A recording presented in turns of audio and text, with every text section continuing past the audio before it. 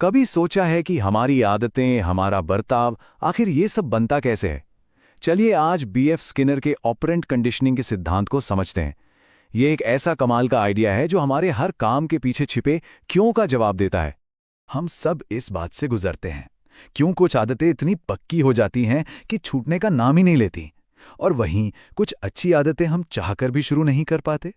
तो ये जो पहेली है ना, इसका जवाब बीएफ स्किनर के काम में छिपा है।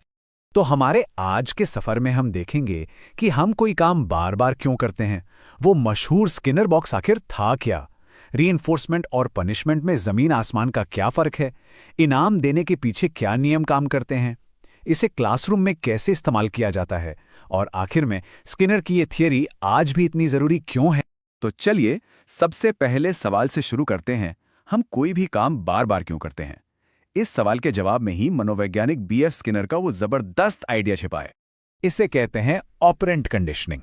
सिद्धांत सुनने में बहुत सीधा सा है। हमारा हर व्यवहार उसके नतीजे से कंट्रोल होता है। मतलब अगर किसी काम को करने से कुछ अच्छा मिलता है तो हम उसे दोबारा करेंगे, और अगर नतीजा बुरा होता है तो हम धीरे धीरे उसे करना छोड़ देते हैं। अब थ्योरी तो ठीक है, पर स्किनर ने इसे साबित कैसे किया?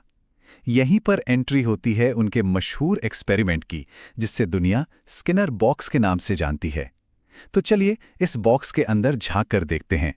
जरा सोचिए, एक भूखे चूहे को एक खास बॉक्स में बंद कर दिया गया है।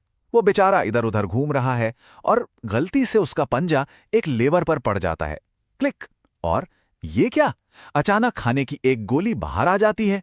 बस चूहे को कनेक्शन समझ में आ गया। अब वो गलती से नहीं बल्कि जानबूझकर खाना पाने के लिए उस लीवर को दबाने लगता। तो इस छोटे से एक्सपेरिमेंट का नतीजा क्या निकला? बिल्कुल साफ। खाने के इनाम ने, यानी कि रिवॉर्ड ने, लीवर दबाने वाले व्यवहार को और मजबूत कर दिया, उसे रीइंफोर्स कर दिया। यह सीधा सा सबूत था कि नतीजे हमारे व्यवहार को बदल सकते हैं। तो यहीं से हमें किसी के भी व्यवहार को बदलने या उसे एक आकार देने के दो सबसे बड़े औजार मिलते हैं। एक है रीइंफोर्समेंट यानी पुनर्बलन, और दूसरा है पनिशमेंट यानी दंड। चलिए इनके बीच का फर्क समझते हैं। इन दोनों का मकसद एक दूसरे से एकदम उल्टा है। देखिए, रीइंफोर्समेंट का सिर्फ एक ही काम है, किसी व्यवहार को बढ़ाना, उसे और मजबूत करना, जबकि पनिशमेंट का मकसद है किसी व्यवहार को कमजोर करना या उसे बिल्कुल ही खत्म कर देना। अब रीइंफोर्समेंट भी दो तरह का होता है। पहला पॉजिटिव रीइंफोर्समेंट, जिसमें कुछ अच्छा जोड़ा जाता है, जैसे सही जवाब देने पर टीचर से तारीफ मिलना, और दूसरा है नेगेटिव रीइंफोर्समेंट, जिसमें कुछ बुरा हटा लिया जाता है, जैसे सीट बेल्ट लगाते ही कार का वो परेशान करने वाला अलार्म बंद हो जाता है। और हाँ, ये बात गांठ बांध लीजिए, नेगेटिव रीइंफोर्समेंट पनिशमेंट बिल्कुल नहीं है। ये एक बहुत बड़ा कंफ्यूजन होता है। याद रखिए, नेगेटिव रीइंफोर्समेंट भी एक बुरी चीज को हटाकर व्यवहार को बढ़ाता ही है। सीट बेल्ट लगाने की आदत को मजबूत करता है। ये पॉइंट एग्जाम्स में अक्सर पूछा जाता है। पनिशमेंट का काम व्यवहार को कम करना है, या तो कुछ बुरा जोड़कर या फिर कुछ अच्छा हटाकर। वैसे स्किनर इसके इस्तेमाल के ज्यादा हक में नहीं थे। उनका मानना था कि किसी का व्यवहार बदलने के लिए रीइंफोर्समेंट कहीं ज्यादा बेहतर और असरदार तरीका है। लेकिन कहानी अभी खत्म नहीं हुई है। स्किनर ने पाया कि सिर्फ इनाम देना ही काफी नहीं है, बल्कि इनाम कब और कितनी बार दिया जाता है, इसका भी हमारे व्यवहार पर बहुत गहरा असर पड़ता है। इसे उन्होंने शेड्यूल्स ऑफ रीइंफोर्समेंट कहा। इसमें 4 मुख्य तरीके हैं। फिक्स्ड रेशियो, मतलब हर 5 सही जवाब के बाद पक्का इनाम। वेरिएबल रेशियो, जहां यह पता नहीं होता कि इनाम कब मिलेगा, जैसे कोई स्लॉट मशीन। फिक्स्ड इंटरवल, जहां एक तय समय के बाद इनाम मिलता है, जैसे महीने की सैलरी। और वेरिएबल इंटरवल, जहां इनाम तो मिलता है पर कब मिलेगा ये तय नहीं होता, जैसे क्लास में अचानक होने वाला सरप्राइज टेस्ट। तो इन सब में से सबसे पावरफुल कौन है? जैसा कि ये चार्ट साफ साफ दिखा रहा है, वो है वेरिएबल रेशियो। ये सबसे ज्यादा और सबसे लगातार रिएक्शन पैदा करता है। यही तो वजह है कि स्लॉट मशीन जैसी चीजें इतनी एडिक्टिव होती हैं, क्योंकि हमें पता ही नहीं होता कि अगला जैकपॉट कब लगेगा, और इसी उम्मीद में हम कोशिश करते रहते हैं।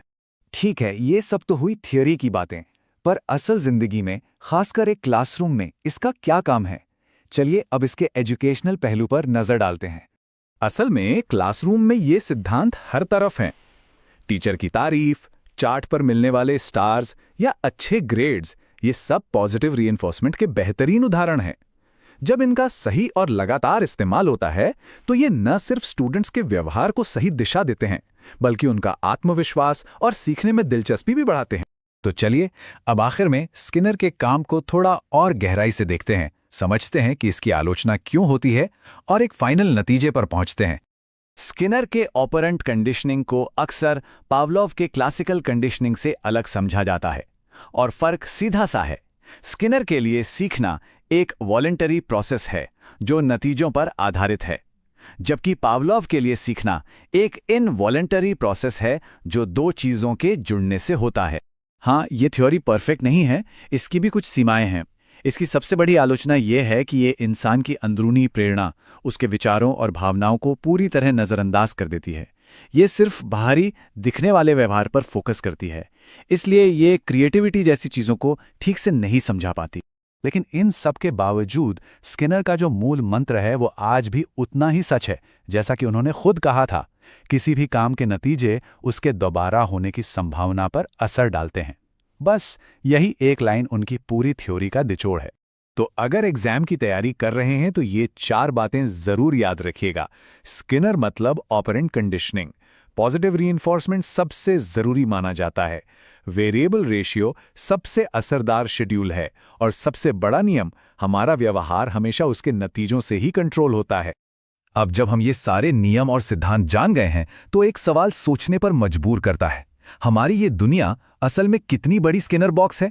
हमारे सोशल मीडिया से लेकर हमारे काम करने के तरीकों तक ये नियम हमें कहां-कहां और कैसे-कैसे कंट्रोल कर रहे हैं? इस पर सोचिएगा जरूर।